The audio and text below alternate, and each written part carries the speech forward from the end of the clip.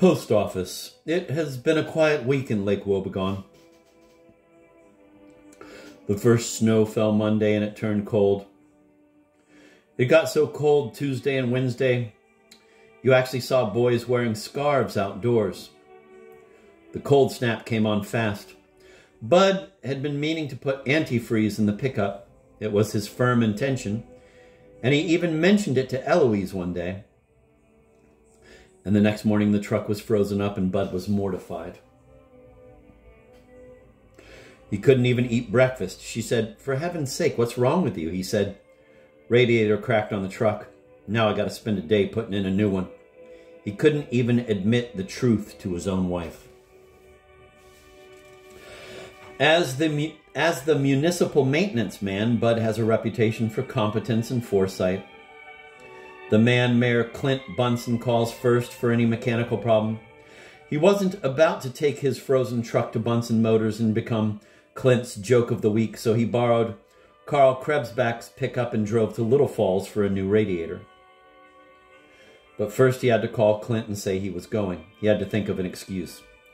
"I need to go to Little Falls too." To what?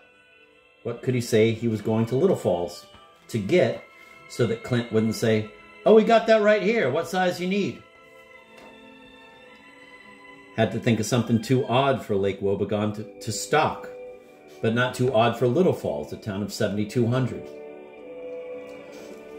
A trailer hitch, or tin snips, a piston for his lawnmower, or a chamfer bit. He'd heard of that somewhere. Chamfer bit sounded good.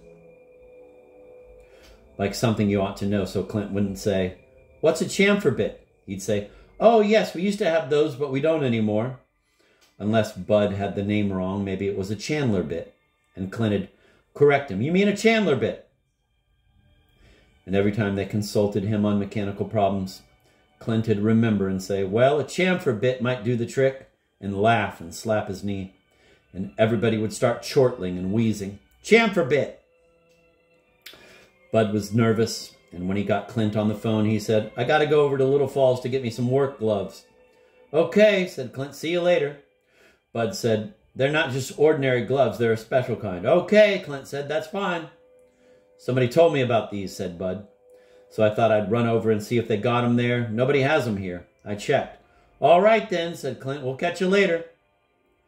As Bud was pulling away, Carl came running out and said, "If you go by an auto parts store, see if they don't have a radiator hose. I froze up my car the other night. Forgot to put the antifreeze in." "Okay," Bud said, "I'll do that." Carl knows there's not much privacy in a small town. You know so much about other people, and you have to figure they know at least as much about you. What they surmise about you from what they know is, of course, a matter of conjecture. It was cold. Not historic, heroic cold, just plain, everyday cold. Not even worth complaining about. A fact of life, like the flat terrain, though some people complain about that. "It's flat out there," they say. "Darned flat. It's a lot of sky to have to keep track of." The furnace broke down at the Herald Star just when Harold's wisdom tooth was on the fritz and he had it pulled Tuesday. He sprained his ankle at the dentist's when he hooked his foot around the chair, hanging on while the tooth came out. He almost pulled his foot off when he hobbled to the chatterbox for a cup of soup. Carl said, "That tooth had a long root, didn't it?" He heard the same joke from others. That night, the furnace stopped, 2 water pipes froze, and the toilet burst, causing a short so the lights wouldn't go on. Harold's blessings were running in the red. He reached for the bottle of old overcoat whiskey in the desk, and the bottle was empty. Someone had finished it, perhaps himself. He threw it into the wastebasket, or meant to, but had gotten turned around in the dark and threw it through the door instead. Glass shattered on the sidewalk. Water was frozen on the floor, and he slipped and fell on the glass. Some people thought he must be drunk, but he only wished he was. It was cold, and at the Lutheran parsonage, Judy Inkfist said to her husband, Pastor Dave, "This year we've got to try to make the annual ministers' retreat in Florida this January. We really need to. 3 years in a row now, we have cheated ourselves out of it. And we could use a break. It's not in Florida this time, he said. It's in the British West Indies, I think. They sent a brochure on it. Let me go find it. Off he went.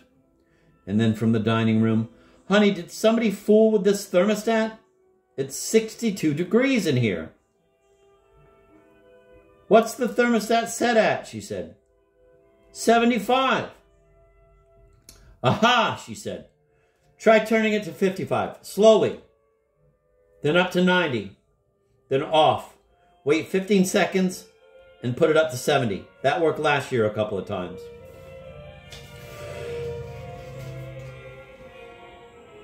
For months, the building committee has discussed the parsonage furnace, an old coal burner converted to oil that some think needs replacing and others say has a lot of use left in it. Finally, on Monday, the committee traipsed through the kitchen down to the cellar on a fact-finding trip and stood meditating in front of the ancient, blackened hulk in the corner and its tangle of pipes.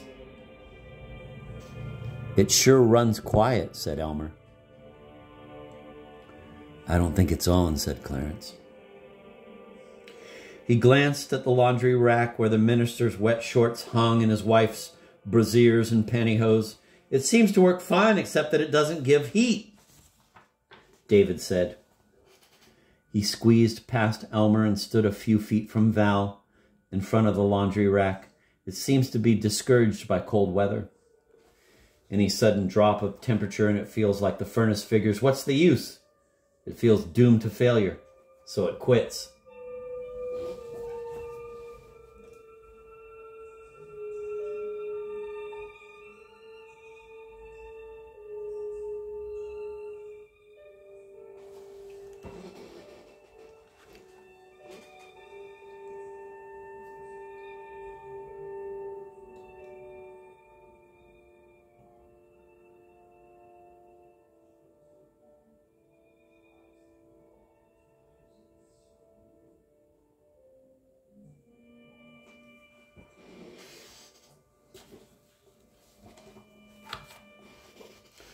He stood, hands in his jacket pockets, as the men studied the prehistoric furnace, and Judy noticed that he was shielding the laundry rack in her wet underwear. What a lovely, modest man. His hands in his jacket pockets so as to spread himself wider to protect her private clothing. I don't know, said Val. My cousin in Canby has one almost exactly like it. He says it's the best he ever had. I just wonder if it isn't a problem up here in the hot air vents. And he slipped around back of the laundry rack, peering up into the joists, the minister keeping an eye on him. But I suppose we could replace it if it comes to that. We could take it out of foreign missions. We got $900 in the disaster relief fund that we earmarked for Laotian refugee camps, and I'd hate not to send it to them with things down there being what they are, but I suppose...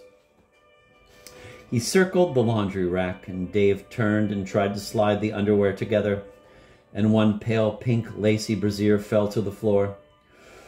The men all glanced down at it. It was pink because it had been washed in a batch of red things, but Judy didn't explain that to them. Dave picked it up and dropped it in the laundry tub, a big pink fish. Tears came to her eyes, taking money away from refugees to buy a new furnace. And the minister's wife wearing fancy pink lingerie. They'd never get to Florida in January, not now.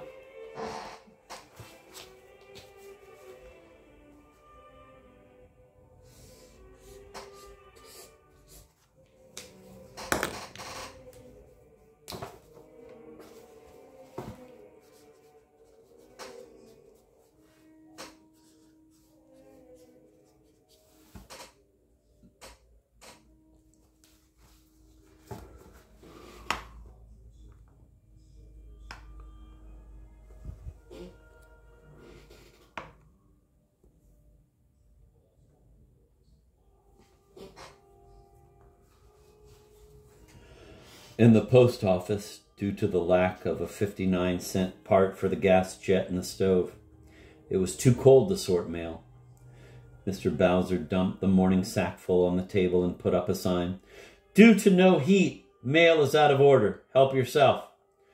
And people wandered in all morning and rummaged around for their own. I ordered that part 6 weeks ago from way over in South Dakota. They could have sent it by congressional committee. It would have got here by now, Mr. Bowser said, but we didn't mind. It was interesting looking at the mail to know that Irene Bunsen subscribes to Northern Spy magazine with its big black headlines. Flesh-eating flamingo found in Florida. Nest surrounded by empty baby shoes. 450-pound woman marries 78-pound man. Grandpa, 89, takes nitro pill and explodes at dining room table as whole family looks on in horror. Irene has been leading the discussion of Ephesians in women's circle. Wisconsin man pregnant with first child. You don't find that in Ephesians, do you? Mr. Burge had a big creamy envelope from an attorney firm in Houston, their name in black raised letters. What could that be? A legacy from an old rich aunt who died thinking of him as a sweet boy, that grizzled old souse. And here was a check for $25,000? He was in Texas once, wasn't he? In the Army during the war. Didn't he go through basic training there? You don't suppose he committed a crime? Maybe he did and was in prison when we thought he was in the Army, and now time has passed and public outrage has cooled. He is applying for a pardon from that heinous crime, hiring a smooth Houston lawyer to expunge the horrible words from his record. Do you think? No. He couldn't afford a lawyer with stationery like this. Of course, sometimes a court will appoint you one. What do you suppose he did back then? I don't know about this stove, Mr. Bowser said. Do you know, I bought this brand new 2 years ago from a guy from Rapid City. He was driving a late model van and he had blue aviator glasses and a sheepskin jacket and cowboy boots. And he gave me a 5-year warranty on it, parts and labor. And now when I write him a letter, there's no answer. I don't know. You care for some coffee? He reached over to his electric hot plate and touched the tea kettle. I got hot water right here. And the rest of us who were looking at Mr. Burge's envelope glanced at the tea kettle. Steam curled up from its tin spout.